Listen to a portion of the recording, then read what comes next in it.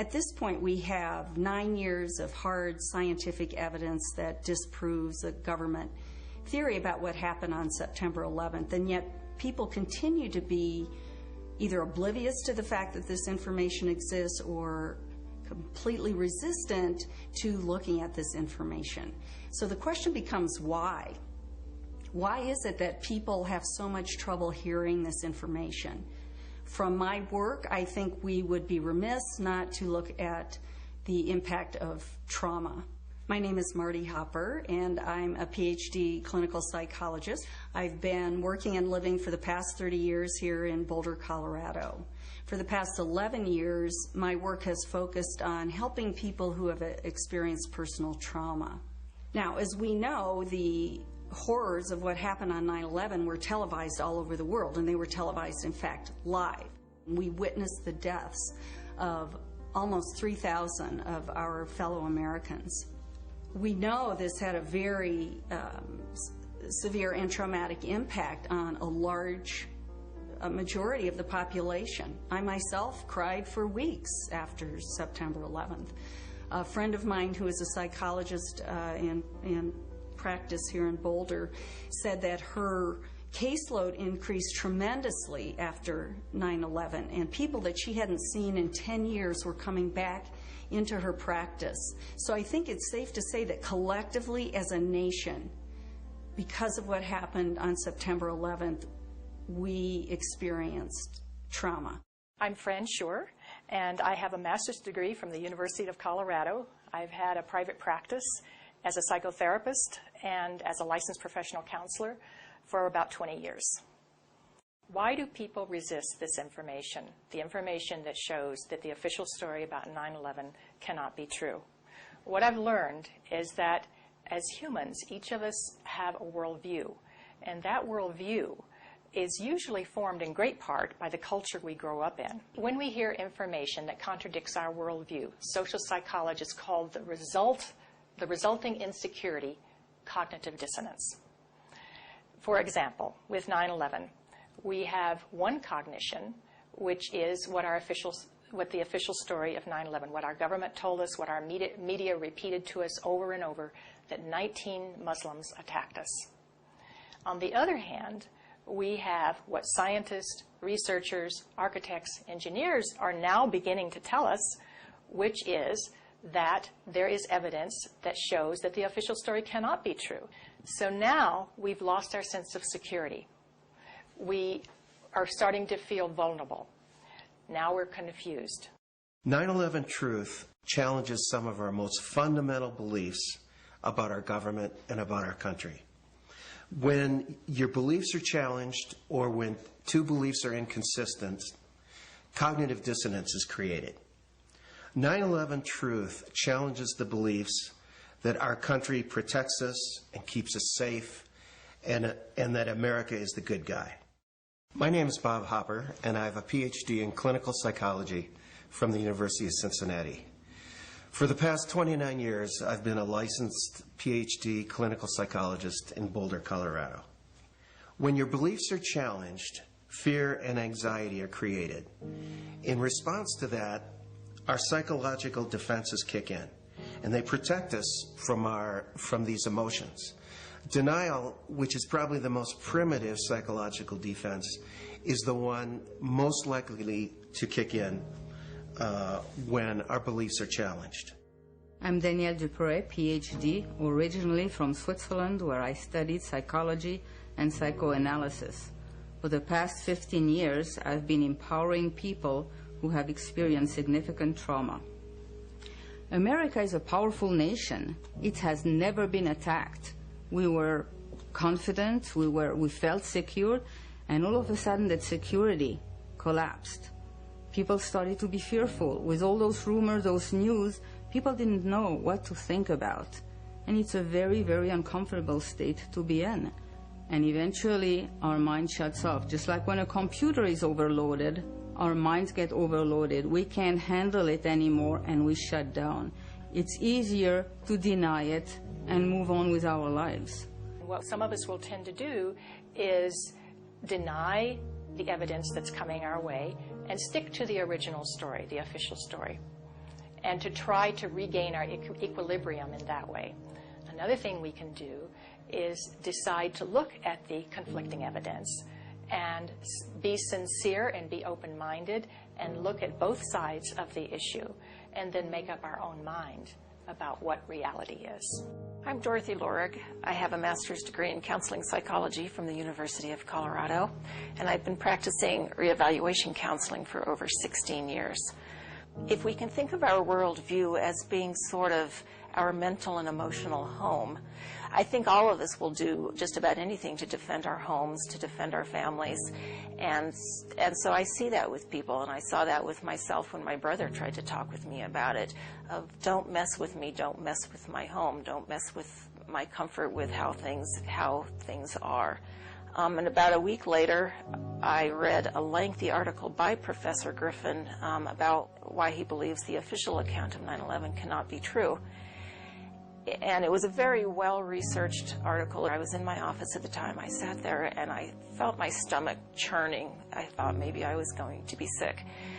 And I leaped out of my chair and ran out the door and took a long walk around the block, around several blocks, and just broke down. I understand now that what was happening was my worldview about my government being in some way my protector, almost like a parent, had been dashed, and it was like being cast out into the wilderness, I think is the closest way to describe that feeling. And I sobbed, felt like the ground had completely disappeared beneath my feet.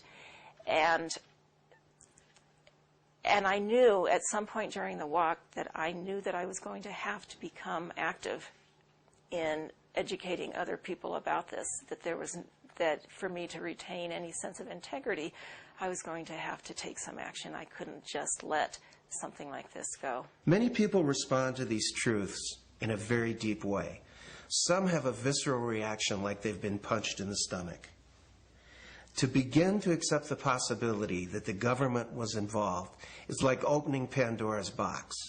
If you open the lid and peek in a little bit, it's going to challenge some of your fundamental beliefs about the world. Well, here are a few of those spontaneous initial reactions to hearing the contradictory evidence about 9/11. I don't want to know the truth, or I'd become too negative and psychologically go downhill. I'm not sure I want to know.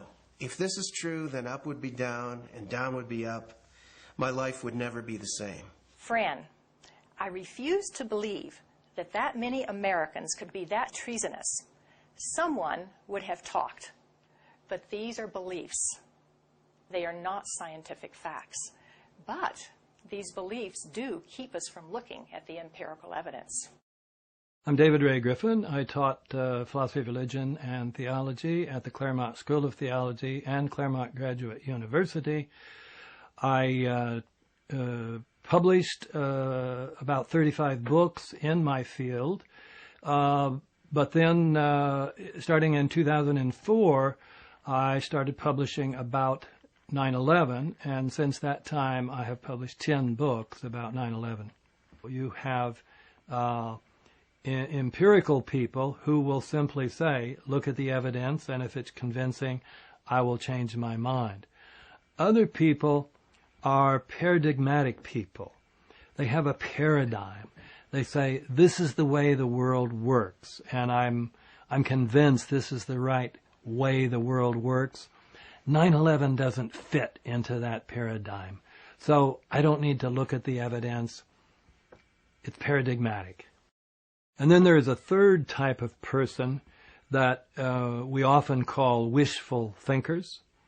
I call it wishful and fearful thinking. So they simply will not believe something that they fear to be the truth. And I found that maybe to be the most powerful factor of people rejecting 9/11 truth and not even entertaining the evidence. So whenever we say, I refuse to believe, we can be sure that the evidence that's coming our way is not bearable and that it's conflicting with our worldview much too much. Denial protects people from this kind of anxiety. As I thought about all of these responses, I realized that what is common to every one of them is the emotion of fear. People are afraid of being ostracized, they're afraid of being alienated, they're afraid of being shunned, they're afraid of their lives being inconvenienced, they'd have to change their lives, they're afraid of being confused, they're afraid of psychological deterioration, they're afraid of feeling helpless and vulnerable. And they're afraid that they won't be able to handle the feelings that are coming up. None of us want to feel helpless and vulnerable. So we want to defend ourselves. And the way we often do that is with anger. So then we become angry. And when we become angry, then we become indignant. We become offended. We want to ridicule the messenger. We want to pathologize the messenger. And we want to censor the messenger. So how can we overcome this resistance and denial? The first thing is to meet people where they're at. One thing is that we need to raise people's awareness about this through what I would call gentle dialogue and gentle questioning. My name is John Freedom. I'm a counselor in private practice here in Tucson, Arizona, which I've been for the past 20 years. I hold a master's level certification in NLP, which is neuro-linguistic programming. So it doesn't work to challenge people's belief or immediately tell them, I know the truth about 9/11, but a good way is to ask questions, ask open-ended questions, and lead them into a dialogue and discussion about it. One of the ways to deal with the trauma is to find the answers. That's why I think it is of such importance to have a comprehensive investigation. I believe that to be the kind of country that we think we are, we have to face some of the things that are not as we think they are.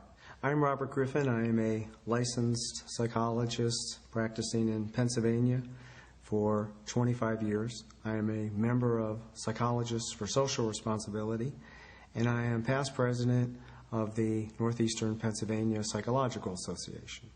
Thinking that we're above such things, that it could happen in other countries, but it couldn't happen here, that's a lack of humility, and that's excessive pride. And so not being able to see our dark side or our weaknesses is the most dangerous thing. The observation that pride is one of the basic human flaws is absolutely correct. This is especially true for Americans because we for a long time looked at other nations and say, oh, they're in such bad shape, but luckily we don't have those problems. We don't have leaders who would do those things that were done in the Soviet Union, or done in Germany, or done in Japan, and on down the list. So this is a type of pride that Americans have. A feature of American history that makes us particularly liable to this pride is this notion that's called exceptionalism, that America is the exceptional nation. And that began from the beginning. As this country was formed, the people would say, well, there was so much evil in the European countries, so much cheating, so much lying, so much using the people for the ruler's purposes, but not in America.